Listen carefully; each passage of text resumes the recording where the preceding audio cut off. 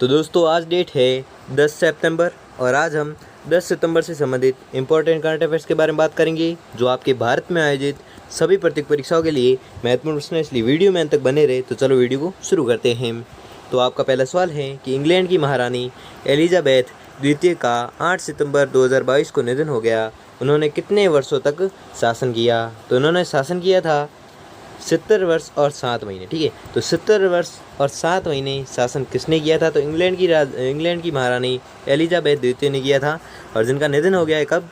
8 सितंबर 2022 को इनका निधन हो गया है और इन्होंने 70 वर्ष और 7 महीने तक शासन किया था। और इनके जो इम्पोर्टेंट बिंदु है वो देख लेते हैं कि ब्रिटेन की सबसे लंबे समय तक शासन करने वाली महारानी एलिजाबेथ द्वितीय का 96 वर्ष की आयु में 8 सितंबर 2022 को निधन हो गया है और उन्होंने 70 साल और 7 महीने तक शासन किया। ठीक है, 70 साल और 7 महीने तक शासन किया और 96 वर्ष की आयु में इनका निधन हो गया है। और निधन हो गया कब? 8 सितंबर 2022 को इनका निधन हो गया है और 70 साल और 7 महीने तक इन्होंने जो शासन किया था और जो कि ब्रिटिश इतिहास में किसी भी अन्य सम्राट से अधिक है। और इससे पहले यह रिकॉर्ड उनकी परदादी महारानी विक्टोरिया के पास था जिन्होंने 63 वर्ष 7 महीने और 2 दिन तक शासन किया था। ठीक है, तो आपको याद रखना है। अगला सवाल है कि हाल ही में नीरज चोपड़ा निम्न में से किस चैंपियनशिप में जेवलिन में स्वर्ण पदक जीतने वाले पहले भारतीय बने? तो आपको याद रखना है यह जीते थे डायमंड लीग चैंपियनशिप में। ठीक है, डायमंड लीग चैंपियनशिप में जीतने वाले स्वर्ण पदक जीतने वाले पहले भारतीय बने कौन? नीरज चोपड़ा। ठीक है, नीरज चोपड़ा है जो डायमंड लीग चैंपियनशिप में जेवलिन में स्वर्ण पदक जीतने वाले हैं जो पहले भारतीय बन गए हैं। कौन? नीरज चोपड़ा। ठीक है, इसके महत्वपूर्ण बिंदु देख लेते हैं। तो इसके महत्वपूर्ण बिंदु है कि नीरज चोपड़ा ने 88.44 मीटर के थ्रो के साथ ज्यूरिख में प्रतिष्ठित डायमंड लीग में स्वर्ण पदक हासिल किया है। ठीक है, डायमंड लीग में स्वर्ण पदक हासिल किया किसने? नीरज चोपड़ा ने हासिल किया है। ठीक है, और इस उपलब्धि के साथ वह चैंपियनशिप जीतने वाले पहले भारतीय भी बन गए हैं। और 24 वर्षीय चोपड़ा ने चेक गणराज्य के जैकब वार्डलेज और जर्मनी के जूलियन बेबर को हराया। ठीक है, तो आपको याद रखना है। अगला सवाल है कि प्रतिवर्ष विश्व इलेक्ट्रिक व्हीकल्स दिवस कब मनाया जाता है? तो आपको याद रखना है यह मनाया जाता है 9 सितंबर को। ठीक है, तो 9 सितंबर को क्या मनाया जाता है? अगर एग्जाम में पूछे तो आपको याद रखना है 9 सितंबर को मनाया जाता है प्रतिवर्ष विश्व इलेक्ट्रिक व्हीकल दिवस। TEVS है जो मनाया जाता है कब? 9 सितंबर को मनाया जाता है। इम्पोर्टेंट्स जो बिंदु है वो देख लेते हैं कि विश्व भर में इलेक्ट्रिक वाहनों के महत्व को उजागर करने के लिए प्रतिवर्ष 9 सितंबर को विश्व इलेक्ट्रिक व्हीकल्स दिवस है जो मनाया जाता है। और विश्व इलेक्ट्रिक व्हीकल्स दिवस ई मोबिलिटी के उत्सव का दिवस है और उपभोक्ता व्यवसाय और नीति परिणामों के साथ स्थायी परिवर्तन को स्थानांतरित करने का भी दिवस है।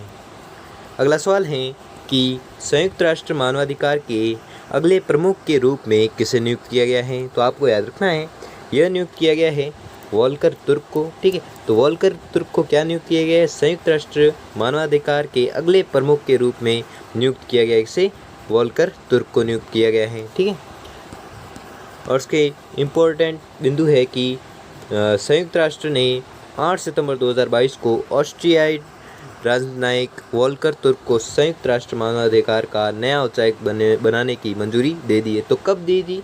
तो 8 सितंबर 2022 को मंजूरी दे दी थी किसे? वोल्कर तुर्क को। ठीक है, और संयुक्त राष्ट्र मानवाधिकार का नया उच्चायुक्त बनाने की मंजूरी दे दी थी और वह इस संवेदनशील और उच्च पद पर चिली के राष्ट्रपति मिशेल बोचेलिक की जगह लेंगे। और 57 वर्षीय तुर्क ने अपना अधिकांश समय शरणार्थियों पर विशेष ध्यान देने के साथ संयुक्त राष्ट्र प्रणाली को बेहतर करने में व्यतीत किया है।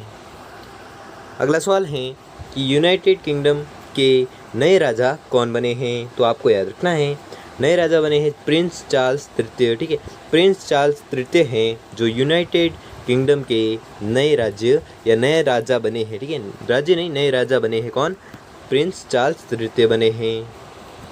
इम्पोर्टेंस बिंदु है इसके कि प्रिंस चार्ल्स तृतीय हैं जो यूनाइटेड किंगडम के नए सम्राट बने हैं और उन्हें किंग्स चार्ल्स तृतीय के नाम से भी जाना जाता है। ठीक है, उनका अन्य नाम है क्या? किंग चार्ल्स तृतीय के नाम से भी जाना जाता है कि नहीं, प्रिंस चार्ल्स तृतीय को। और वह 8 सितंबर 2022 को अपनी माँ महारानी एलिजाबेथ तृतीय के निधन के बाद इंग्लैंड के नए राजा बने हैं। और किंग चार्ल्स तृतीय का जन्म उनके नाना जॉर्ज चतुर्थ के शासनकाल के दौरान 1948 में बकिंघम पैलेस में हुआ था। ठीक है, अगला सवाल है कि बांग्लादेश के किस शहर में मैत्री सुपर थर्मल पावर प्रोजेक्ट स्थापित किया गया है? तो आपको याद रखना है, यह किया गया है खुलना। ठीक है, खुलना शहर में मैत्री सुपर थर्मल पावर प्रोजेक्ट स्थापित किया गया है। कहाँ पर किया गया है? तो आपको याद रखना है, खुलना में किया गया है। और खुलना कहाँ पर है? बांग्लादेश में है। ठीक है, और इसके इम्पोर्टेंट्स बिंदु है कि मैत्री सुपर थर्मल पावर प्रोजेक्ट को बांग्लादेश के रामपाल खुलना में स्थापित किया गया है। और यह एक 1320 मेगावाट सुपर क्रिटिकल कोयले से चलने वाला थर्मल पावर प्लांट है। और पीएम मोदी और बांग्लादेश की प्रधानमंत्री शेख हसीना ने संयुक्त रूप से मैत्री सुपर थर्मल पावर प्रोजेक्ट का अनावरण किया है। और यह परियोजना भारत की रियायती वित्त पोषण योजना के तहत विकसित किया गया है। अगला और आज का अंतिम सवाल है कि प्रधानमंत्री नरेंद्र मोदी 12 सितंबर 2022 को विश्व डेयरी शिखर सम्मेलन का उद्घाटन किस शहर में करेंगे? तो यह करेंगे किस शहर में? नोएडा शहर में। ठीक है, तो क्या करेंगे? प्रधानमंत्री नरेंद्र मोदी 12 सितंबर 2022 को विश्व डेयरी शिखर सम्मेलन का उद्घाटन है जो करेंगे कौन? प्रधानमंत्री नरेंद्र मोदी करेंगे। और कब करेंगे? तो 12 सितंबर 2022 को करेंगे क्या? विश्व डेयरी शिखर सम्मेलन का उद्घाटन करेंगे। और कहाँ पर करेंगे? तो आपको याद रखना है, करेंगे नोएडा में करेंगे। ठीक है, और इसके इम्पोर्टेंट्स बिंदु है कि प्रधानमंत्री नरेंद्र मोदी 12 सितंबर 2022 को नोएडा में India expo centre and mart में वर्ल्ड डेयरी समिट का उद्घाटन करेंगे। भारत लगभग 48 वर्ष के अंतराल के बाद विश्व डेयरी शिखर सम्मेलन का आयोजन कर रहा है। और इसमें डेयरी प्रसंस्करण कंपनियों के सीईओ, डेयरी किसान और अन्य हित अधिकारियों सहित 1500 लोग हैं जिसमें हिस्सा लेंगे। ठीक है, तो दोस्तों आपको वीडियो कैसा लगा हमें कमेंट बॉक्स में कमेंट करके ज़रूर बताइए। अगर वीडियो अच्छा लगा हो या आपके लिए थोड़ा सा वैल्यूबल साबित हुआ हो तो वीडियो को लाइक और चैनल को सब्सक्राइब कर लीजिए।